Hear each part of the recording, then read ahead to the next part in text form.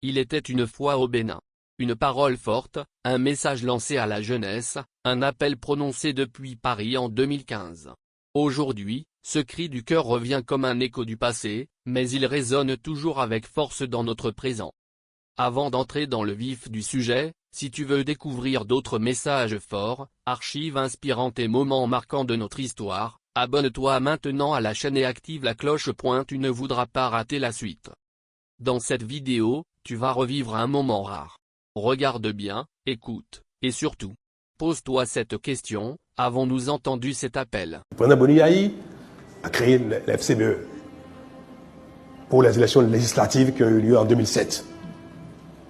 Patrice Talon a combattu le FCBE en 2007, visiblement, et j'ai soutenu activement, visiblement, l'Alliance pour le Guédé.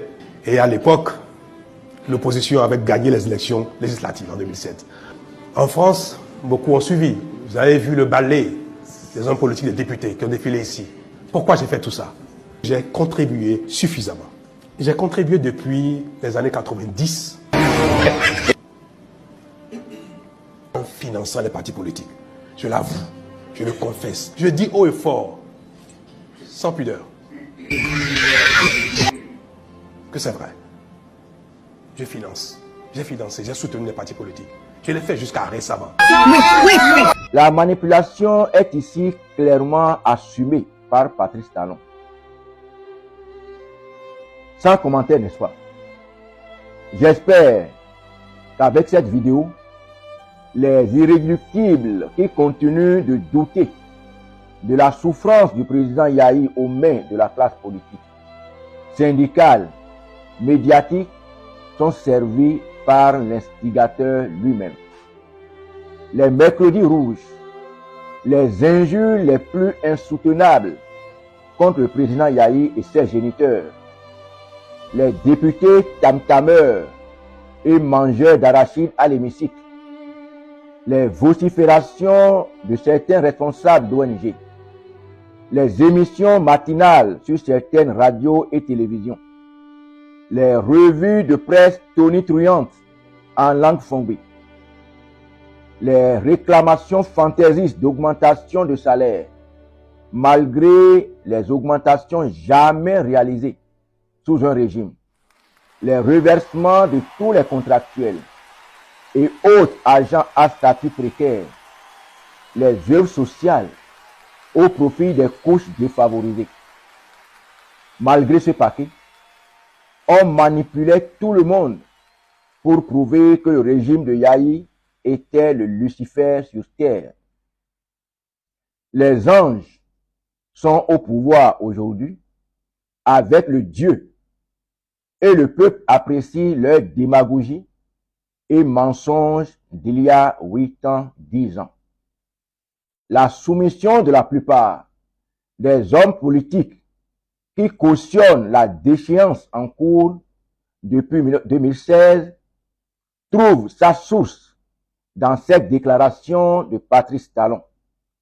Il considère dès lors le Bénin comme sa chose, un bien qu'il a acquis auprès d'une certaine classe politique qui doit le laisser faire du pays ce qu'il veut pour le retour sur investissement.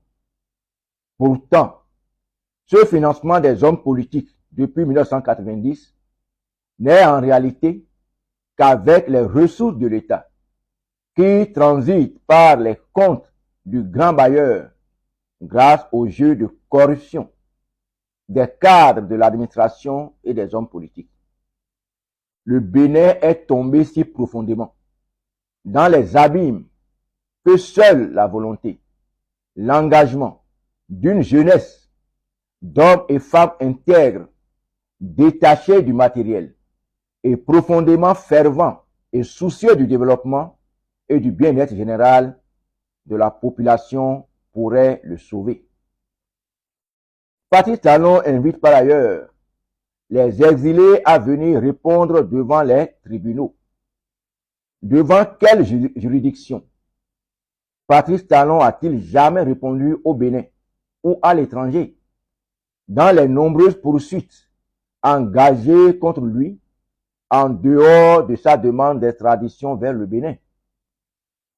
De Kérékou à Yayi, en passant par Soglo, Patrice Talon a eu des démêlés avec la justice et chaque fois que l'on veut l'arrêter pour répondre de ses crimes, il fait le mur. Le voilà en donneur de leçons. Dans le journal français Le Monde, publié le 18 mars 2016, l'on peut clairement lire ce titre. Bénin, les nombreuses casseroles du candidat Talon. Je cite quelques portions. Une ombre a plané sur la campagne électorale au Bénin. Les procédures judiciaires en cours en France, en Suisse et au Bénin contre l'ancien roi du coton.